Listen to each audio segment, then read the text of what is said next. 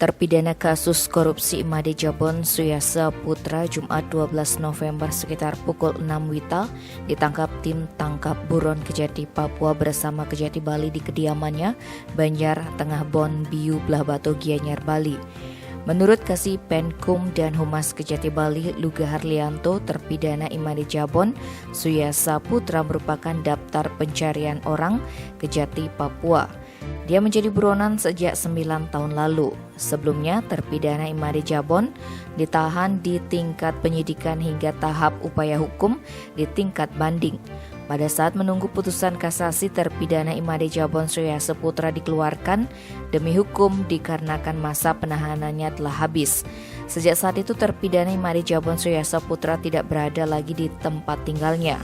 Beberapa bulan terakhir, Kejati Papua mendapatkan informasi terpidana berada di Kabupaten Gianyar. Sekitar pukul 6 WITA dia diamankan di rumahnya.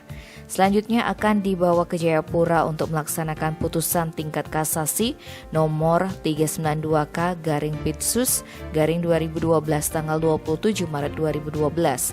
Lebih jauh, Luga Harlianto membeberkan sebelum Imade Jabon dijatuhi pidana penjara selama 1 tahun 6 bulan dan denda sebanyak 50 juta rupiah, subsidiar 3 bulan kurungan.